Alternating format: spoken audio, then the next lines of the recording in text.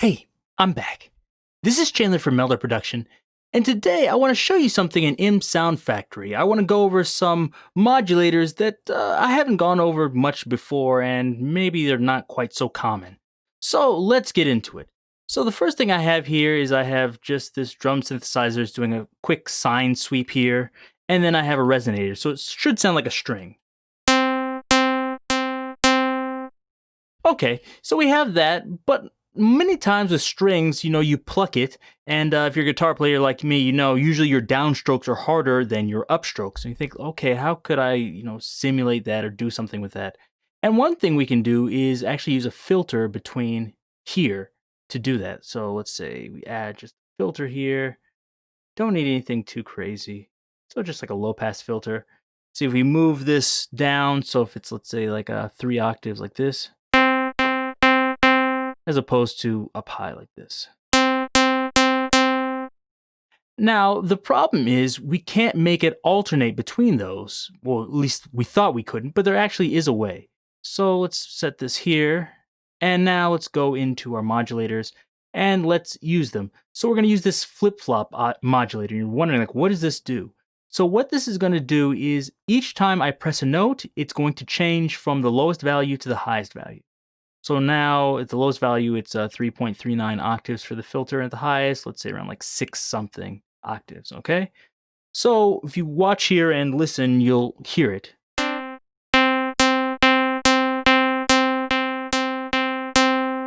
So oh, it's actually alternating there. And that's what we want. And you probably think, okay, what do the other ones do, like Flipflop 2 or Flipflop 4?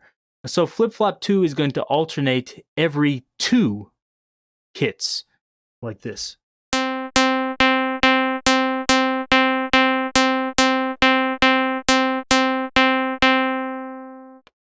So, of course, that's like a really cool thing we can do with that. So I think that in itself is kind of interesting, and you can do that for any type of natural sound. So if you're making like a drum sound or something, you might want that. So it's like, oh, okay, maybe the first one is like your right hand, which might be a little bit stronger, and the second hit is your left hand. So you can experiment with that and come up with all sorts of interesting things there. And you can also do things that maybe aren't like physical modeling, just interesting maybe concepts you might have. But let me move on a little bit. Something else you might want to do is, you see here I have 2 different oscillators that are going into the merger here. And instead of the mix, let's change this to frequency modulation. Set it all the way here. So if I have the depth here, oh, let me turn this off. There you go. Oh, that's cool, but let's say I can do the same thing with frequency modulation. Let's say flip 1 here, all the way up. So now, I can change this if I want, like change this to drop it. That's kind of interesting, but I think it's even more interesting when I add an arpeggiator like this. So now when I play a chord, you get something like this.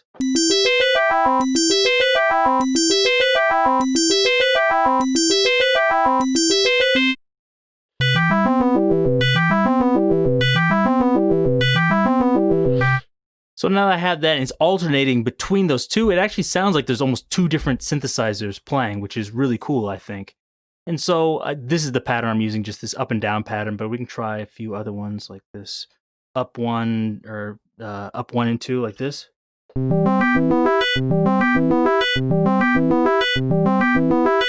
So it's like I have 2 sounds layered together, and I can increase the FM size if I want. Let's try 2 at first. Singing here is a little bit more FM if you want that. But there's other things we can do, even if we just use, let's say, mix like this. This is fairly easy. Now, what we can do is I could take this one and set it on, let's say, triangle. I had that already. Let's set this as a saw wave.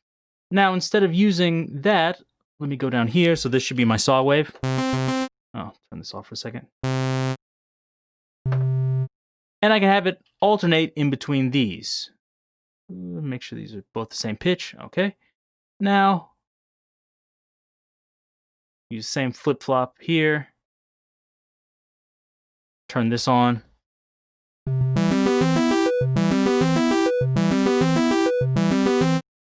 And I try other ones here. Let's see. Up, down, 1 and 2, like this.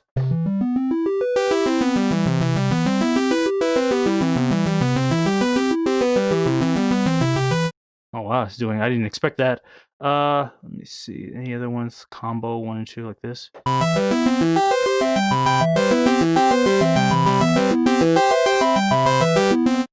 So, actually, I'd probably do something else with the saw wave, but this is just to give you an idea. I just want to make this video somewhat quick. And let me give you maybe 1 or 2 other ideas. Another thing we could do with this is sync. Let me set this like this. So instead of the wet dry, let me just turn that off, get rid of that. Now let's go to sync here. Now I have these synced like this. Oh, turn this off. Like that. Now, instead of using the flip-flop, let's go into semitones here and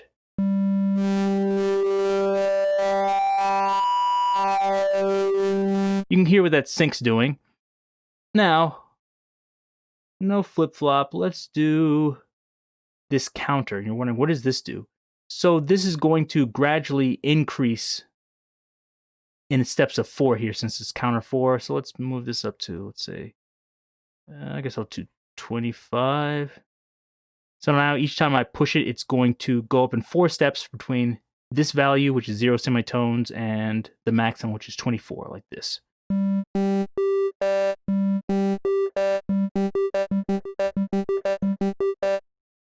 I put on the arpeggiator like this.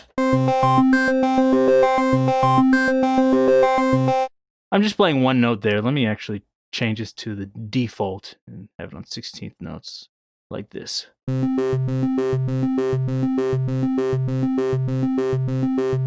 So that's kind of an interesting sound, at least for me. I can even move this up even higher, like that. And let's put it on, let's say, like 16 here.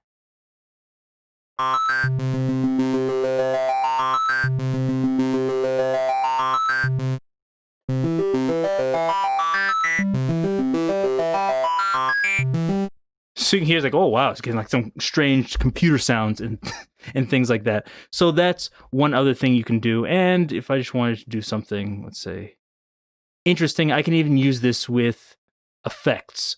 So let's see, maybe I'll use like a triangle wave here. And let's try something I don't use too often. Let's try the wave folder. So if I have it here and the drive is somewhat down, actually turn this off.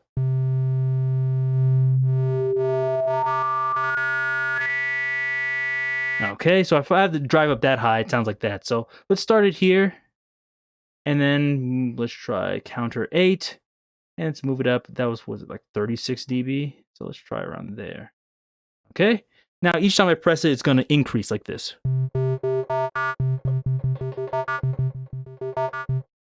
Now I can just turn on the ARP just so I can play 1 note quickly like this.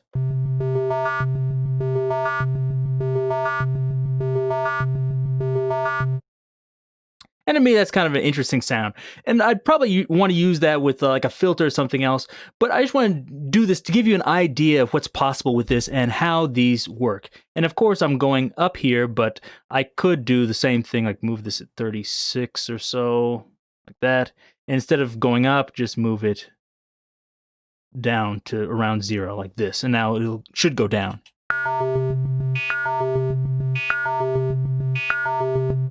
Okay, so hopefully that gives you some ideas of interesting things you can do. If you come up with something really cool, let me know. But if you have any questions about this, leave them down below. If you like this, give me a thumbs up and check out all the other plugins at meldaproduction.com. Till next time, see you.